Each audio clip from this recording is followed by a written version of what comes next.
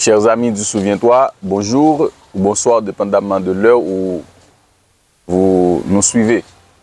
Et nous sommes là aujourd'hui pour une nouvelle émission et nous vous rappelons que depuis que cette émission a commencé, nous tentons d'explorer la sagesse divine au regard des connaissances scientifiques disponibles et dans le souci de montrer l'harmonisation et la relation, la cohésion qui existe entre la science et la Bible. N'est-ce pas, Franck? Oui, Mackinson, bonjour, bonsoir à nos chers internautes. C'est avec plaisir que nous apportons notre émission Souviens-toi. Souviens-toi, comme tu viens de le préciser, c'est un espace où nous tentons de mettre les découvertes scientifiques, les connaissances que la science, les recherches scientifiques nous permettent d'identifier et de les mettre au service de la bonne compréhension de la parole de Dieu. Parce que nous avons constaté que la parole de Dieu est une source intarissable de connaissances. Et parfois, nous avons besoin de connaître les contextes, de connaître les milieux, etc. Et donc, de disposer de certaines connaissances, de certaines recherches, de leurs résultats, pour avoir une meilleure compréhension de certains textes que nous lisons dans la Bible, que nous avons toujours acceptés par la foi, mais en réalité qui peuvent s'expliquer scientifiquement. Scientifiquement, c'est ça. Et nous pouvons le témoigner que tu le fais effectivement et avec beaucoup de patience et de précision. Et nous devons en profiter pour te remercier de toute manière. Bon, en réalité, comme je te l'ai dit une fois, c'était au début de l'émission, les recherches scientifiques, ce n'est pas moi qui les fais. Moi, je suis un privilégié parce que j'ai accès aux résultats des recherches. Mais moi, je ne mène pas les recherches. Oui, nous comprenons. J'ai accès aux résultats des recherches. Les archéologues, par exemple, aujourd'hui, l'archéologie elle est extrêmement importante à fournir des données qui jettent des lumières sur des textes bibliques. Et je ne suis pas archéologue, mais j'ai accès à des recherches menées par des archéologues et qui me donnent des éléments qui me permettent d'avoir une meilleure compréhension de certaines parties de la Bible. Donc, je suis un privilégié de ce sens. Donc, de toute manière, tu vas être d'accord avec nous que c'est le résultat d'une patience. Oui, il faut une patience, il faut avoir à cœur, à la curiosité d'aller à la recherche de ces choses-là, parce que les recherches pourraient rester là où elles sont et ne pas se diffuser. Donc, c'est dans ce sens-là qu'il y a un certain mérite. Et surtout, le souci de partager la connaissance de la parole de Dieu. En réalité, la connaissance est utile, c'est lorsqu'on la partage. Voilà. Si on la tient pour soi, ça n'est utile à rien. Voilà, ok. Dès qu'on a accès à une certaine connaissance, la meilleure attitude, c'est de la partager. Parce qu'en la partageant, on ne fait pas une soustraction. Okay? Oui. Si j'ai de l'argent de ma poche et que je te donne un billet,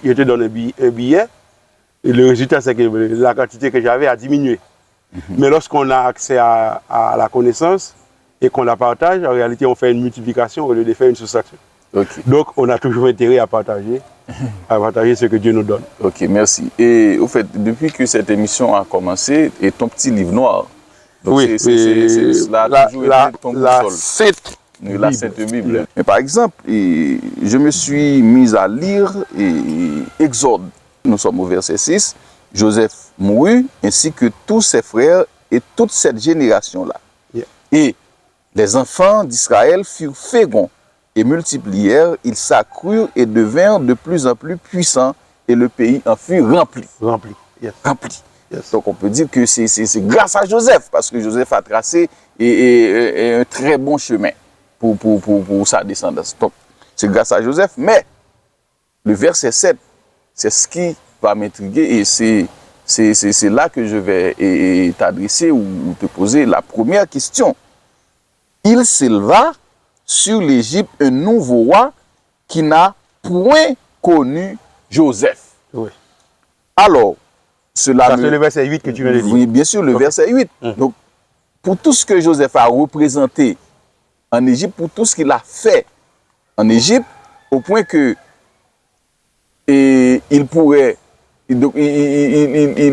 aurait pu être momifié. OK? Maintenant, donc un pharaon qui était censé ou bien qui devait connaître et parfaitement bien l'histoire de Joseph et même suivre ses traces, donc, il a oublié Joseph. Okay. Non seulement Joseph et tout ce qu'il a fait, à mon avis. Et comment tu comprends cela? Lorsque nous étudions la Bible, et le livre de la Genèse en particulier, l'Égypte représente pour nous, dans le livre de la Genèse, la première civilisation qui nous est présentée. En réalité, on sait que la Mésopotamie il s'est développé dans la Mésopotamie une première civilisation de point de vue historique avant l'Égypte. Et là, avec les Sumériens, etc., et d'autres peuples, les Élamites, une première civilisation. Mais nous n'avons pas trop de détails sur cette civilisation, qui est quand même présente dans la Bible, mais qui n'est pas citée nommément.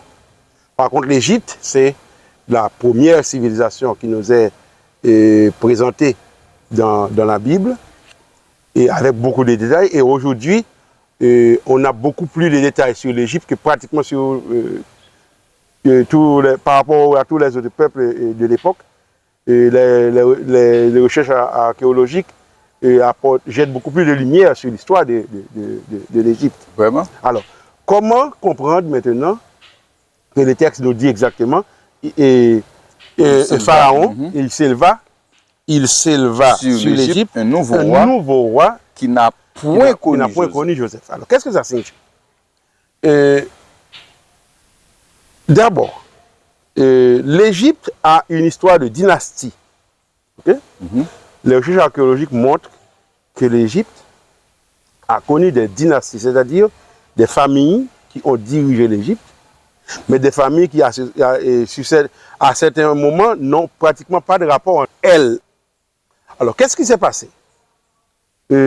Selon les données fournies par l'archéologie de l'Égypte, les égyptologues disent que le pharaon qui a élevé Joseph au rang de gouverneur, de vizir de l'Égypte, c'était ce qu'on appelle un Hyksos.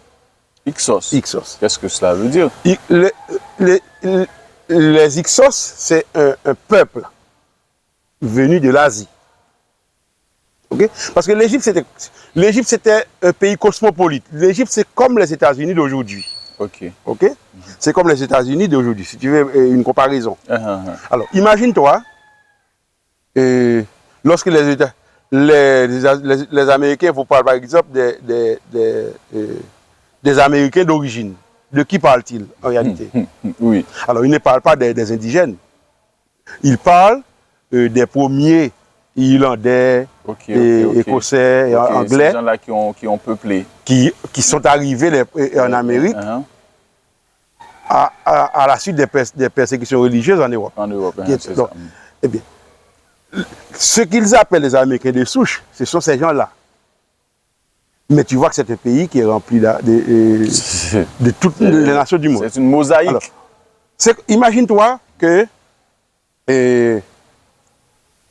tu prends les Péruviens, les Argentins, les Mexicains, les Paraguayens, les Vénézuéliens, les Brésiliens.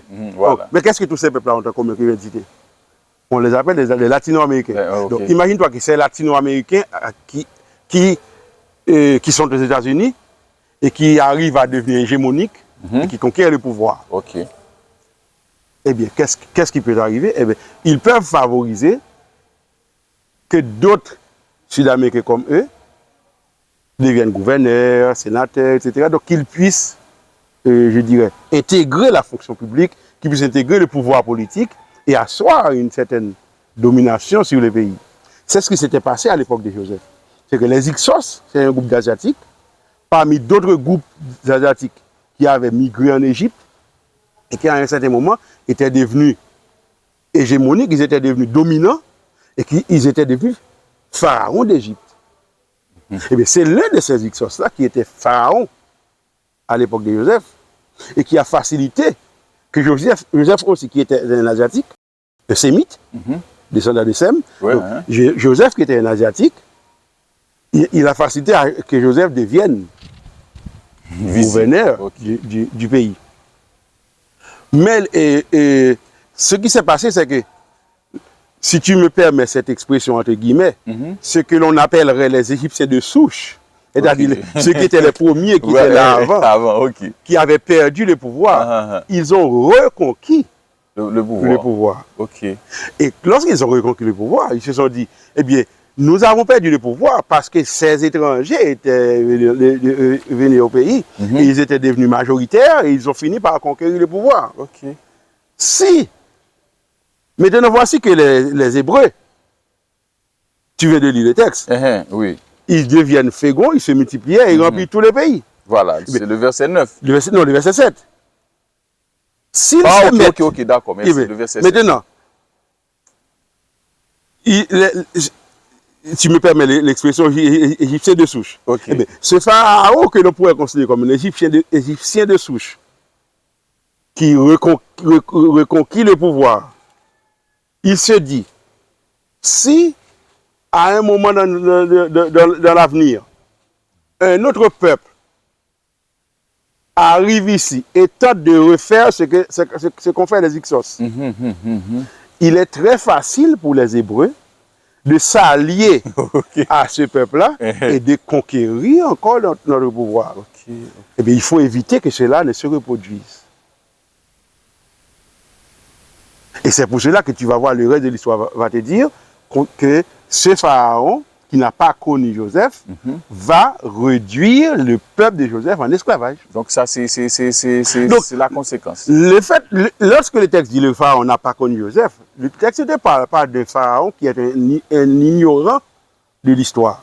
C'est pas ce que ça signifie. Qu'est-ce que ça C'est quelqu'un qui n'a pas de mémoire, qui a oublié Joseph, Oui. donc qui ne considère pas les annales historiques, qui ne connaissent pas son histoire. l'histoire Non, de c'est pas de ça que ça signifie de préférence que c'est un pharaon qui n'est pas de la dynastie de Joseph, de la lignée de Joseph, qui n'est pas du même catégorie, du même groupe que lui, du même peuple que lui, et qui veut éviter qu'il ne se produise en Égypte un deuxième Joseph. C'est-à-dire qu'un autre Hébreu ne devienne. En dépit de tout ce que Joseph a représenté, C'est pas ça le problème. C'est que Joseph n'est pas égyptien. Le pharaon lui-même, qui a établi Joseph gouverneur de l'Égypte, qu'est-ce qu'il se dit? C'est moi le gouverneur, c'est moi le pharaon, je fais ce que je veux. Ok. Mais notez que je t'ai dit, ce pharaon-là n'était pas un Égyptien de souche, c'est un Hyksos. Lorsque les Égyptiens de souche deviennent pharaons, est-ce que tu penses qu'ils sont heureux de savoir que d'autres qui n'étaient pas Égyptiens de souche, qui n'étaient pas nés en Égypte, qui ne faisaient pas partie du peuple traditionnel égyptien, étaient au pouvoir? Ils étaient. Pas du tout. Non, Pas du même la Bible ne nous raconte pas tous les détails. J'ai attiré ton attention sur ça plusieurs fois. Mais lorsque le pharaon a élevé Joseph au-dessus de tout le monde en Égypte, tu penses que ceux qui étaient déjà des officiers des pharaons, des grands dignitaires de son royaume, étaient heureux de ça? Certainement non. Pas nécessairement. Ok, certainement non. Donc, c'est un pharaon qui veut prendre des mesures pour empêcher que parmi les descendants de Joseph, parmi le peuple de Joseph, que quelqu'un d'autre ne devienne gouverneur, et même pas gouverneur, seulement gouverneur, mais pharaon. Ok. Ils se disent, bon, ce sont des gens, ils travaillent, etc. Ils n'ont pas de préoccupation, apparemment, ils n'ont pas de préoccupation politique. Oui. Mais s'il arrive un autre groupe armé qui se met à nous affronter, eh bien, qu'est-ce qui empêche que ce peuple, qui est déjà plus nombreux que nous, ne s'allie à ce groupe et en retour ne prenne le pouvoir? Eh bien, pour éviter cela, il a pris les mesures que tu vas lire dans la suite du texte, où le peuple hébreu sera réduit en esclavage. C'est dans ce sens-là qu'il faut comprendre le texte. Ok, d'accord, je comprends. Ok, maintenant, tu commençais déjà par nous expliquer les conséquences que cette décision va... Oui, mais résumons ça rapidement. Ouais. Alors, je laisserai les internautes lire le texte. Oui. Nous n'avons pas réellement le temps pour dire. Mais résumons rapidement, qu'est-ce qu'est-ce que ce pharaon va décider de faire? D'abord, il va réduire le peuple en esclavage, ok? Et il va établir des chefs de corvée sur eux pour les accabler de travaux pénibles et les forcer à construire des villes. Ah, il y a des villes qui sont citées au verset 11. C'est Python et Ramsès. Ok? Et ensuite, le texte va nous dire que lorsque ce pharaon, le roi d'Égypte, constatera que non seulement les Hébreux sont nombreux, mais les femmes des Hébreux sont fécondes, il va dire, ok, ben il faut maintenant commencer par tuer les bébés. Or, le principal problème de Pharaon, c'est la croissance. C'est la croissance démographique de ce peuple. Okay. Démographique. Donc, il va demander aux sages-femmes hébreux de tuer tous les garçons, tous les enfants mâles. Donc, c'est ce qu'on pourrait appeler un génocide. C'est un génocide. C'est ce qu'il va leur demander. Mais les femmes, le texte du texte va te dire que les sages-femmes ne vont pas obéir à un tel ordre. Et que pour cela, elles seront bénies. Ah, finalement, le pharaon va prendre une troisième décision. Oui, une question. Cet acte de génocide attire mon attention. Donc, il me semble que dans l'histoire du monde, en fait, tous ceux-là qui veulent s'attaquer, notamment au peuple de Dieu, en fait, vont vers le génocide. Ok, mais ce que tu dois comprendre, c'est que, rappelle-toi, après le péché, lorsque Dieu est descendu pour faire le jugement, Dieu a dit au serpent, à Satan, oui, personne Dieu devant le serpent, qu'est-ce qu'il a dit? Que je mettrai inimitié entre toi et la femme, entre ta postérité et sa postérité. Et la postérité de la femme, c'est un enfant mâle. Donc, quelle est la stratégie de Satan? La stratégie de Satan, c'est éliminer les enfants mâles. Parce que Satan sait que c'est par la naissance d'un enfant mâle que son règne à lui allait prendre fin.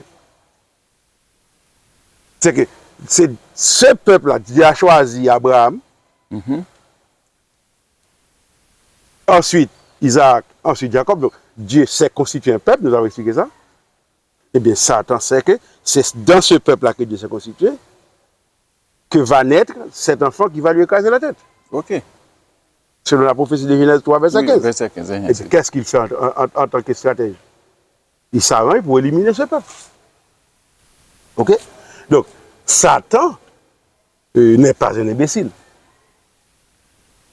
Puisque Dieu lui promet de lui écraser la tête à partir de la descendance de Ève, de la femme. Et comme c'est un enfant mâle, il va s'attaquer aux enfants mâles. Donc, je suis en train de te dire que ce roi d'Égypte-là qui a donné l'ordre de tuer les enfants mâles, en réalité, derrière sa décision que l'on peut uniquement voir comme une décision politique, en réalité, il y a le conflit, le grand conflit cosmique entre Dieu et Satan qui se joue. Ok? Donc, c'est pour ça qu'il a pris cette mesure. Et quelle est je dirais, le renforcement qu'il va ajouter, ou bien quelle est la troisième décision qu'il va prendre? Il va dire, ok, puisque les sages-femmes n'ont pas obtempéré, n'ont pas tué les garçons, donc les garçons naissent quand même. De toute Eh bien, manière. maintenant, il va dire, ok, eh bien, il va demander à son propre peuple maintenant de jeter dans le fleuve, dans le Nil, tous les enfants mâles nés des Hébreux. Ok. Et c'est ce que tu vas lire à partir du chapitre 2. Voilà. Ok. D'accord, merci. Bon, maintenant, là, il y a manière, et au fait, on peut s'inquiéter sur l'accomplissement de cette prophétie ou bien de cette promesse que Joseph avait faite à ses frères ou à toute cette génération-là qui a existé avec lui. Par exemple, c'est ce que nous avons lu au chapitre 50, je crois que c'est verset 24.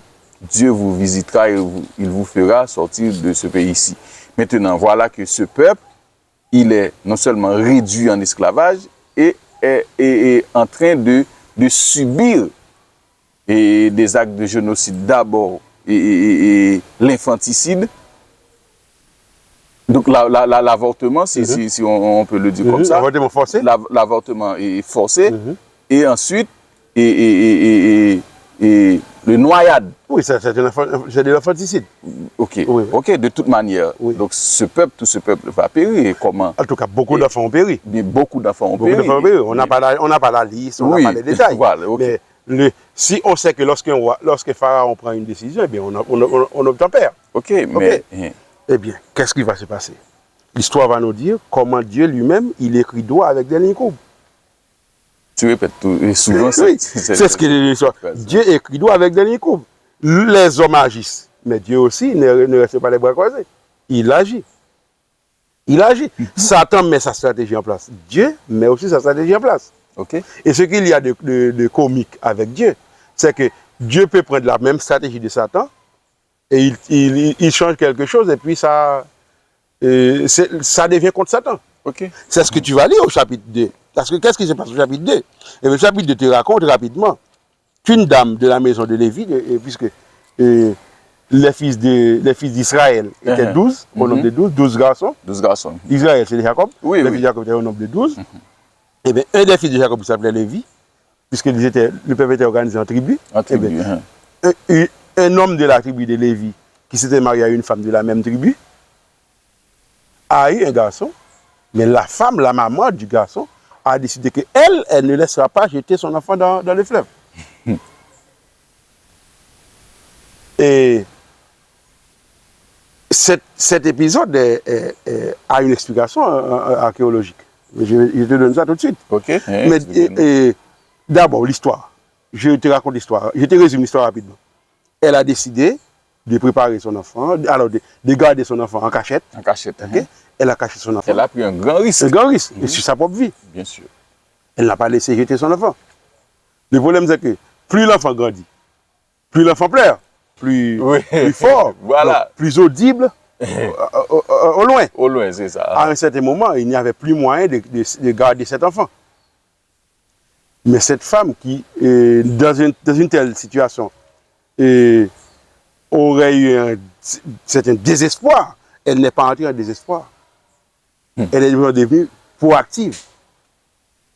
Elle a pris une décision. Elle a construit une corbeille en jonc, d'après ce que dit le texte. Oui. Archéologiquement, il y a une explication pourquoi c'est en jonc. Pourquoi? C'est parce que les Égyptiens croyaient, on ne sait pas si c'est vrai ou ce qu'ils croyaient ou non, mais c'est ce qu'ils croyaient. Ils croyaient que, comme le Nil, c'est un fleuve où il y a beaucoup de crocodiles, et que le jonc avait la vertu de repousser les crocodiles. Oh, ok. Ok. Donc, lorsqu'elle construit la corbeille en jonc, c'est une façon pour elle de s'assurer que les crocodiles ne vont pas s'approcher de cette corbeille. C'est-à-dire, tous les enfants là qui étaient jetés dans le fleuve, c'était jetés aux crocodiles. Étaient dévorés par des crocodiles. Parce qu'il y a un dieu dans le fleuve, d'après les Égyptiens, qui s'appelle Amzout. Ok? Qui s'appelle Amzout. C'est le nom du dieu crocodile, qui se trouve dans le fleuve. Donc, en jetant les enfants dans le fleuve, le pharaon était en train de faire une offrande à ce dieu-là aussi. À Amzout. Oui, à Amzout. Aussi.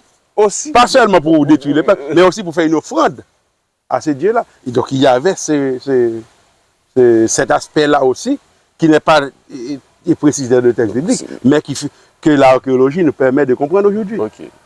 Donc, comme la maman de ce garçon, dont nous n'avons pas encore cité le nom, oui. Ça viendra, eh bien, elle a décidé, moi, mon enfant, je ne vais pas le laisser mourir. Je vais le jeter dans le fleuve, et chaque jour, je vais le nourrir dans le fleuve.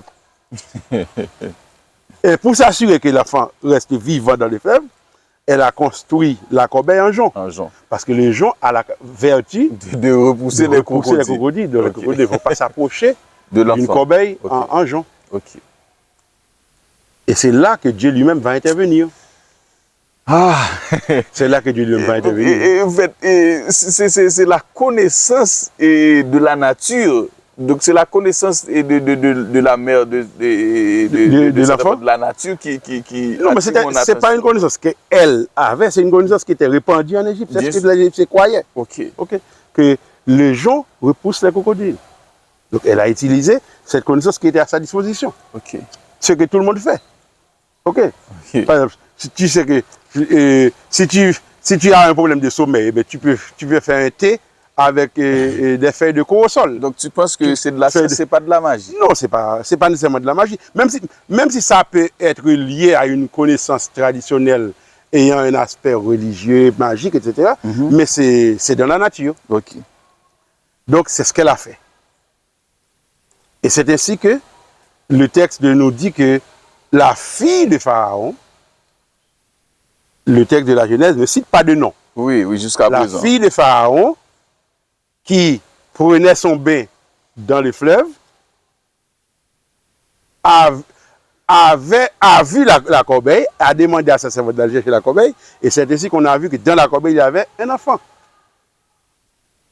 Mais ce que le texte biblique ne nous dit pas, mais que l'archéologie permet de comprendre aujourd'hui, c'est quoi? C'est que cette fille de Pharaon, celui qui était Pharaon à cette époque-là, c'était Toutmosis Ier, qui était Pharaon à l'époque-là. De la 18e dynastie de l'Égypte. À l'époque, l'Égypte était à sa 18e dynastie. Donc, Toutmosis Ier, qui était le père de cette fille-là, qui elle-même s'appelait Hatshepsut.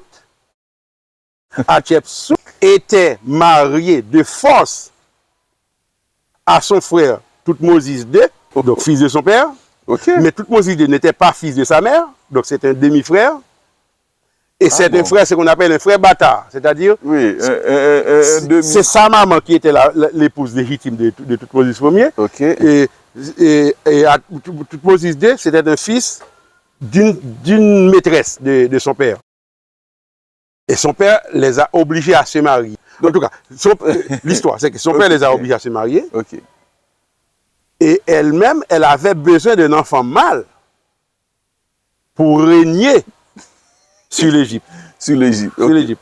Parce que sinon, c'est un enfant illégitime qui va qui allait régner. Ok, son frère. Hatshepsut avait un seul enfant et c'était une fille. Elle voulait un garçon. Et elle était en train de demander au Dieu d'Égypte de lui donner un garçon. Donc, lorsqu'elle a vu la corbeille dans le Nil, pour elle, c'est la réponse à ça. C'est la réponse à sa prière. Sauf que ce n'est pas le Dieu. Donc, qu'est-ce que l'Éternel des armées fait? C'est qu'il utilise les superstitions des gens, leurs croyances, etc. Et lui-même pour faire passer son plan. Et c'est ainsi que la fille de Pharaon, qui a estimé que ce sont les dieux d'Égypte qui ont répondu à sa prière, a pris ce garçon. L'histoire est connue, c'est dans la Bible.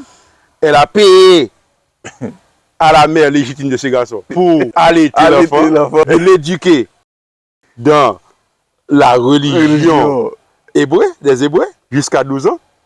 Visiter.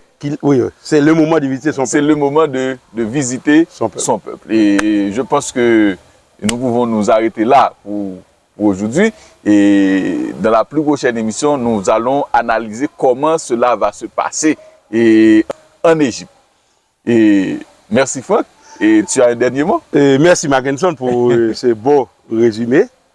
Et nous rappelons à nos internautes que nous venons de voir comment, lorsque Dieu fait une promesse, comme Dieu dit, ma parole, lorsqu'elle sort de ma bouche, ne reste pas sans effet. Ce que Dieu a dit, c'est réellement ce qui s'accomplit. Cette histoire vient de nous montrer que réellement, Dieu avait dit à Abraham, on l'a vu ça en Genèse 15, lorsqu'on a étudié Abraham, pendant 400 ans, mais ces 400 ans maintenant sont arrivés, et bien Dieu a décidé de visiter son peuple. Donc ce que Dieu promet, c'est ce qui arrive. D'accord, et merci Franck. Ce que Dieu promet, c'est ce qui arrive. Chers internautes, amis du Souviens-toi, nous vous remercions pour votre fidélité à cette émission. Nous vous donnons rendez-vous à la plus prochaine émission et n'oubliez pas qu'ici c'est Souviens-toi. Nous faisons cette vidéo pour vous demander d'abord de vous abonner à notre chaîne. Parce que lorsque vous suivez nos émissions, mais vous ne vous abonnez pas, YouTube ne comprend pas qu'il y a beaucoup de gens qui ont besoin de ces informations. Donc vous devez vous abonner et comme ça, YouTube va interpréter votre abonnement comme signifiant que cette émission est importante. Vous devez après, en regardant les émissions, mettre un like et vous devez activer la cloche des notifications, ok? Et vous devez partager les émissions, ok? Ça c'est une obligation pour nous. Donc c'est cette contribution que nous sommes venus vous demander aujourd'hui. Et s'il vous plaît, demandez à vos amis de faire le même, de ne pas briser la chaîne, de faire en sorte que cette chaîne se maintienne vivante et qu'elle puisse inclure tout le monde. Donc, s'il vous plaît, apportez vous-même votre contribution. En faisant cela, c'est comme si vous étiez en train de répondre à Matthieu 28, versets 19 et 20. C'est comme si vous étiez en train d'aller et d'annoncer la bonne nouvelle, vous aussi. Car cette émission est conçue pour que la bonne nouvelle du royaume de Dieu puisse parvenir à tout le monde du monde francophone, où qu'il se trouve sur la planète. La consigne, c'est d'abord, abonnez-vous. Ensuite, partagez avec les autres. Likez les émissions. Activez la cloche de notification. Assurez-vous, disons-le de préférence, assurons-nous que nos vidéos parviennent à tous, où qu'ils se trouvent sur la terre, pourvu qu'ils fassent partie du monde francophone. N'oubliez pas, souviens-toi.